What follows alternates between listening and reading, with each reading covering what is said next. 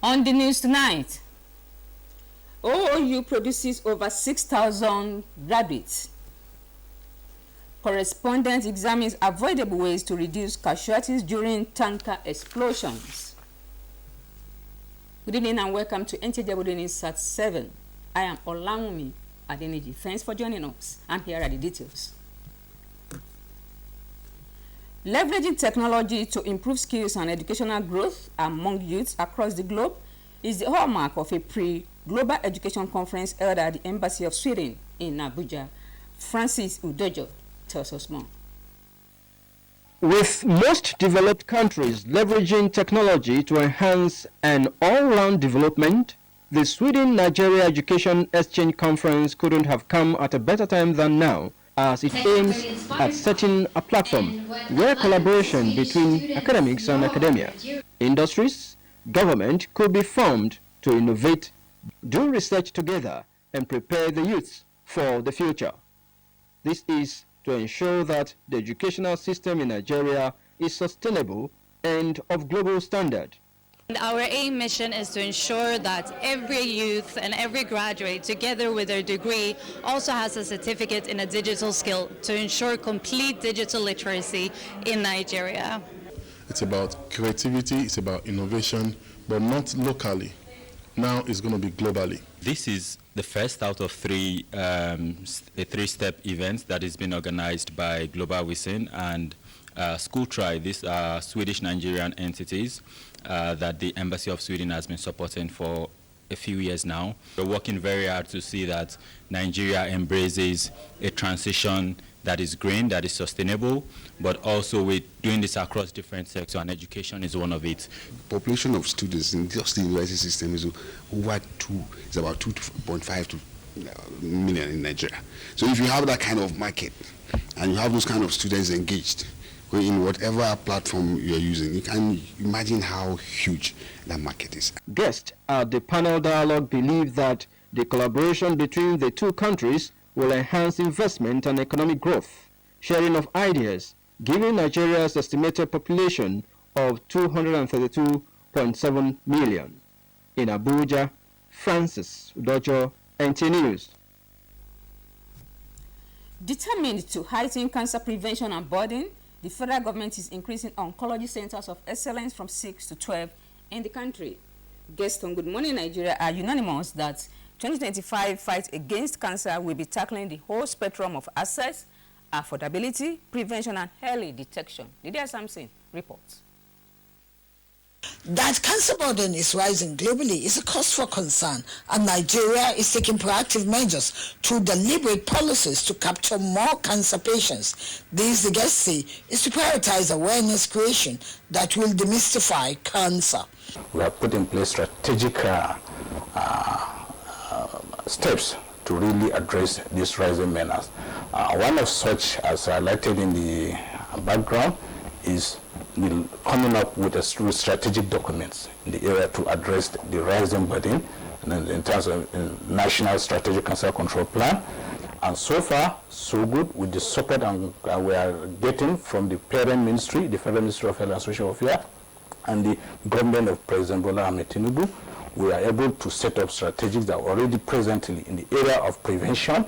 One of the activities we are trying to do, like he said, is to really go down into the community level to try to create a lot of awareness and get people to start talking about it, to understand that it doesn't really have to lead to death, that it is not a death sentence.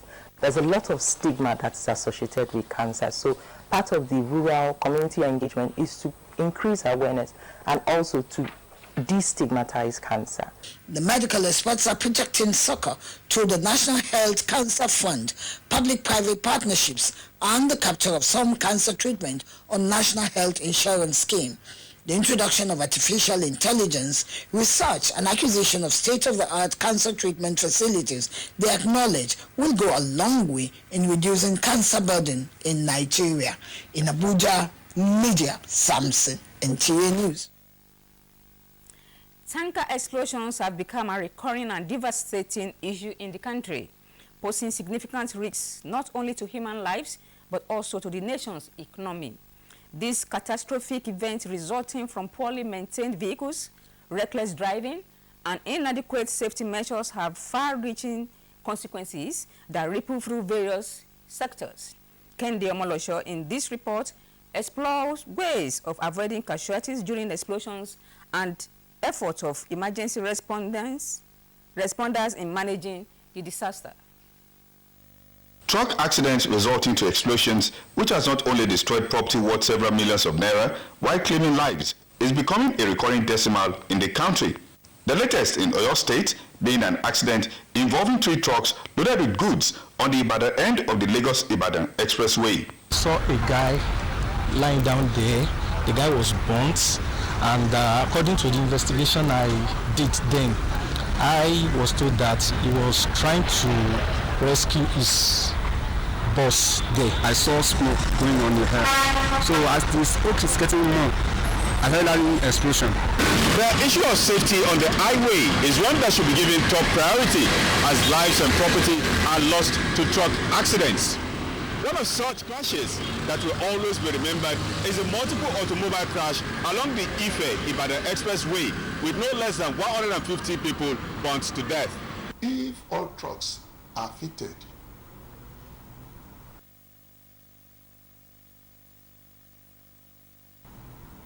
with these safety valves, if the truck fell, a single liter will not come out of the safety valves. That is what they are using international, and it is when we are outside the country for training and retraining of petroleum tanker drivers that we saw all these things and we brought it back to the country, to the authority. It's very simple for them to enforce it. By the time the federal government said that any truck that is not fitted with these safety valves, the depot owner should not load them. If you load it, you are going to be sanctioned. Causes of these accidents, which is becoming rampant, can be attributed to poorly maintained vehicles, reckless driving, and overspeeding. They should stay off alcohol. They should stay off all sorts of drugs. And then, mostly they drive in the night. If they get to any destination and they feel they are getting sleepy, they should please park their tanks, take time to rest. I was at the office of the Oyo State Fire Service to find out how to avoid casualties during explosions. Whenever there is petroleum tanker accident, so everybody should make sure that we do not near the place. We should try to announce to the community or the environment that they should not try to light up any naked fire, because this thing can easily catch the fire. If from 2 miles to the place of the spillage, they can easily catch fire. And then another thing is that, be it a vehicle, be it motorcycle, be it pedestrian, they should try to avoid maneuver the spillage of the petroleum separate. But this thing can easily catch fire. Prevention and preparedness are key in minimizing casualties during explosions. As such, the need for increased sensitization of road users and truck drivers on how to identify potential hazards, emergency response, and evacuation plans with regular safety drills. For Deadline 260, Nta Ijebu Ode, NTA News. A total of 6,209 graduates, comprising 5,793 regular students and 416 part-time students, drawn from 5 faculties, participated in the 34th convocation ceremony of the Olabisi Onabanjo University at Goiweye. Anthony Gadono reports that at the convocation lecture held at the school campus, a foremost ophthalmologist and the proprietor High Foundation, Adekunle Axan, was conferred with the honorary degree of Doctor of Science for his contributions to the school. Delivering the convocation lecture titled Church Fund and Educational Development in Nigeria, the History, the Treasure and the Future, the Executive Secretary, Tertiary Education Trust Fund, Sunday Onucho, pointed out that the harnessing both intellectual and entrepreneur potentials of the nation's tertiary institution for greater education standard is State Fund's priority. Basically, that 3 things. Education is absolutely important for national development. no nation can develop without investing in its people by giving them knowledge and skills with which they can tap and exploit the natural resources they have, and they can even export their intellectual talent. They will also use that knowledge to make goods and services that the people will consume at a profit to entrepreneurs, as well as improving their lifestyle. So education is a given for every society. Appreciating guests, the institution's Pro-Chancellor, Professor Oluwatoyin Ashiru, and the school's Vice-Chancellor, Professor Ayodeji Agbola, described the success made so far as a reflection of the vision of the institution's relentless pursuit of knowledge, skills, and values, as well, cutting edge in the global world. We have expanded our academic programs. The university introduced 18 undergraduate and postgraduate programs, reflecting our commitment to providing diverse and cutting-edge education for our students, which is served to be provided in university community for this. The university has always been a center of excellence, and today I'm delighted to report to you that we continue to achieve greater milestones, and I'll just highlight a few of them. In terms of academic excellence, these universities are enjoying 100% accreditation for all our programs. Our schools are also increasing their academic knowledge, and at last count, 11 graduates from this faculty of law are first class at the last Nigerian Law School final examination. Thereafter, the graduates received awards and handshake from the Vice-Chancellor. Ogun State Governor Dapo Abiodun, represented by his deputy Noimon Salako Oyedele, assured Olabisi Onabanjo University Authority of the state's government's continued commitment to support global competition of schools in the state. Education must be inclusive and equitable. We are determined to ensure that no Ogun State student is denied access to quality education due to financial constraints. Our scholarship and bursary programs have supported thousands of students in pursuing higher education both locally and internationally.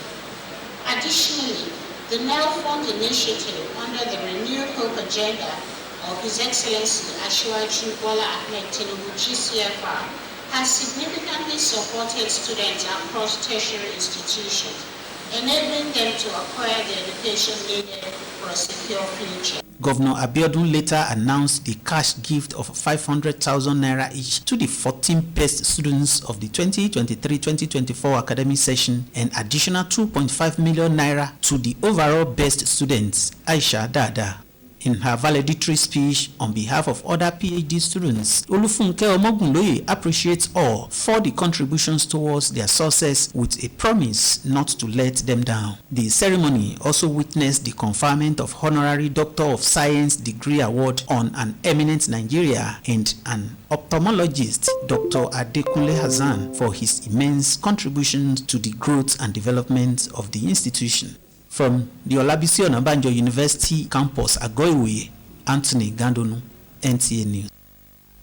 You're still watching Nta Ijebu Ode News at 7. We'll be right back after this break.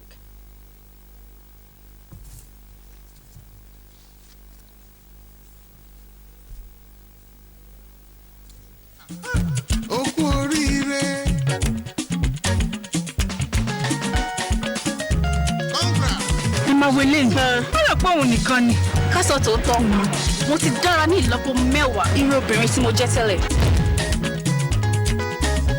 bẹ̀rẹ̀kẹ̀tẹ̀ ní ìlọ́po mẹ́wàá. Jẹ ìgbádùn ìlọ́po mẹ́wàá dátà àti dátà ìlọ́po méjì, ọ̀pọ̀lọpọ̀ ohun ìpè, Instagram, TikTok, streaming olóhùn àti tàwòrán, ìpè Zoom àti bẹ́ẹ̀ bẹ́ẹ̀ lọ. Ó ní láti jẹ́ pé rúrà ni kò tó síbẹ̀ o mo tún jẹ ẹgbẹ̀rún kan náírà ẹ̀bùn ìkíni káàbọ̀ fún ìlò ìpè. Àti bẹ́ẹ̀ bẹ́ẹ̀ lọ. Ó ní láti jẹ́ pé rúrà ni kò tó síbẹ̀ o mo tún jẹ ẹgbẹ̀rún kan náírà ẹ̀bùn ìkíni káàbọ̀ fún ìlò ìpè àti data. Gbogbo eléyìí fún bẹ̀rẹ̀kẹ̀tẹ̀ ìlọ́po mẹ́wàá. Gba ìlágùn rẹ kí o jẹ gbádùn bẹ̀rẹ̀kẹ̀tẹ̀ ìlọ́po mẹ́wàá. Iye ìlọ́po mẹ́wàá rìsáàjì rẹ. Àjẹmọ́nú ìfà ìkíni káàbọ̀ ẹlẹ́gbẹ̀rún kan náírà. Àjẹmọ́nú ìfà ìlọ́po méjì dátà àti ìfà dátà òru tàbí kí o kàn tẹ *301#. Welcome back, and thanks for being there. Muslim faithful have been charged to be diligent in their services to Allah while still alive. Dr. Tajuddin Ashaye laid emphasis on the importance of living righteously at the 8-day fidal prayer of late Honorable Oriyomi Ononuga, popularly known as Ijaya. Fatima Azam was at the event held at the deceased constituency office in Shagam and now reports.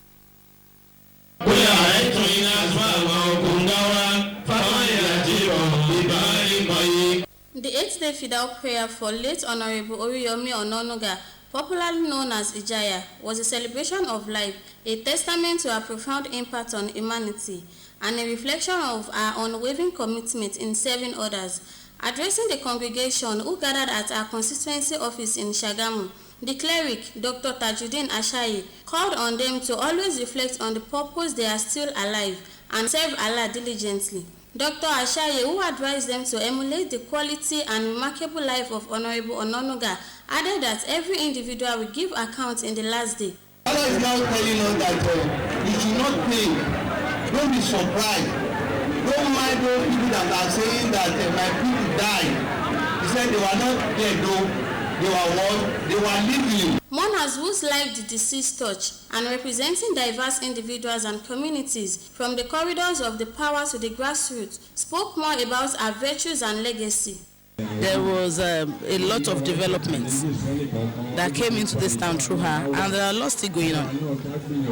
We're still benefiting till tomorrow. Even after her death, they still carry on with the projects. She was the first person that we can see what she did, that she is very good to the community. Some close associates and family members in a heartfelt tribute said Honorable Ononuga was a blessing to the family and the entire community whose kindness and compassion knew no bounds. They added that her demise will definitely create a void in the community as well as our constituency. You can't compare the woman with any other person. She's a very marvelous person.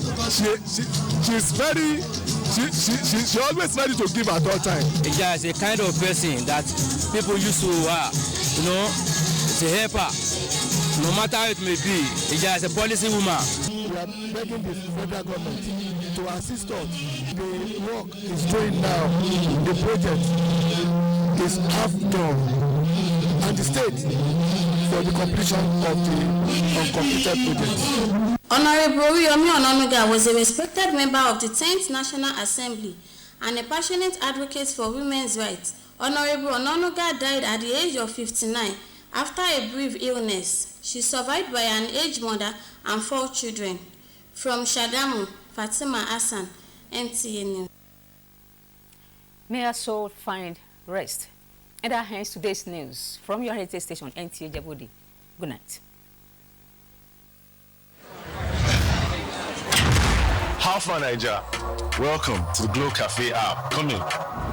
Because it's time for an upgrade. Your own personal Glow Cafe app open 24/7. Welcome to bigger, better, smarter. Welcome to total control of your data, your airtime.